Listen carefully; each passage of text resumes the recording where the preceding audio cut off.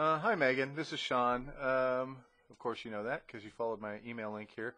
Hey, I just wanted to give you a few pointers and show you something. I've been trying to get some tracks down, some bass tracks down on these songs for a couple hours, and I'm unable to replicate the rhythmic data, and I'll show you in a second what that means.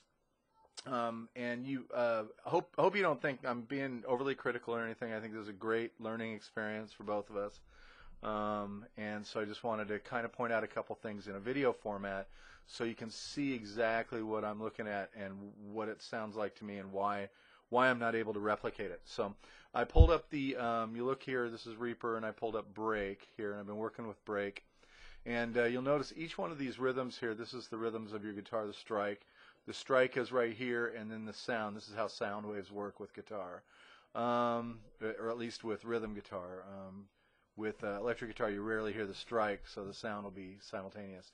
But you'll notice where the sound strike is. It's like these lines right here. Each one of these lines is a beat. When a metronome is playing, this is the beat right here where the metronome is. And so your strike here is right about on the metronome. And so is this one, and then this one's a little bit behind, and this one's quite a bit closer, and then all of a sudden this one's before the metronome.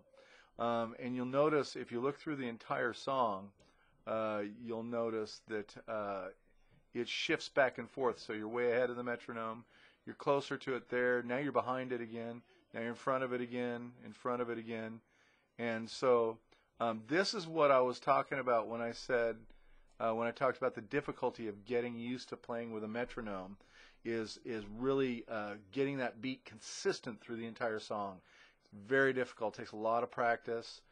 Here again, ahead of the microphone, almost on the microphone, a little bit ahead, way ahead of the microphone, still ahead of the microphone.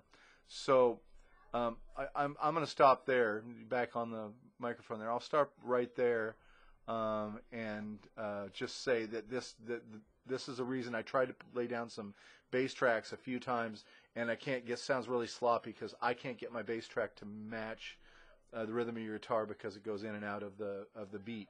So again, this is totally common for somebody doing this, especially first time. And like I said, for first timer, you're doing incredibly well. It just takes a lot of time and practice to be able to get that on the beat, and to get it on the beat so it doesn't sound robotic. It's incredibly difficult task. Hopefully this gives you some amazing respect for these people that are able to go into the studio and cut albums that are just, crazy amazing, because it is a really, really difficult task to do.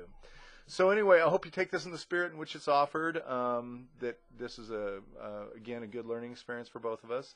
One more thing that I wanted to cover. This break, you'll see how big this band is here, means that your levels, your record levels were really good. They were in the 0 range here, and they were probably peaking up into the yellow area here. When it peaks into the yellow area, it's fine. You don't want it to peak into the red, but when it goes into the yellow, it's okay. And so this tells me right here is probably peaking in the yellow. This one right here probably peaked a little bit into the red, but wasn't too bad.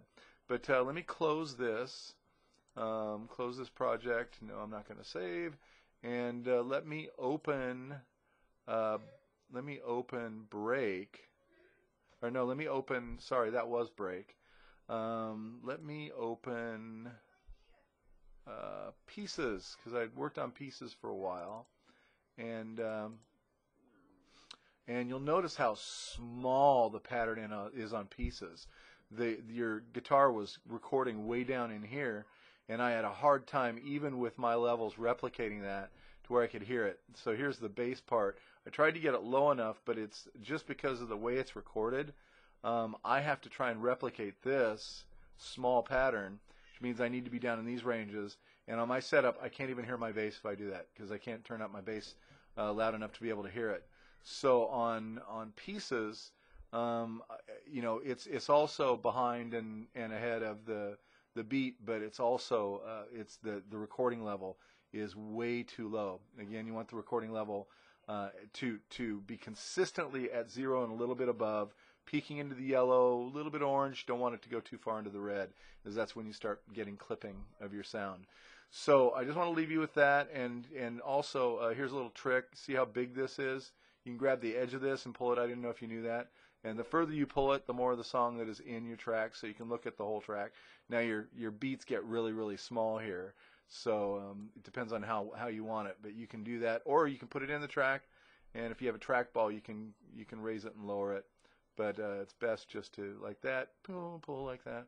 So anyway, I'm going to stop so this doesn't get too big, and I'll talk to you soon.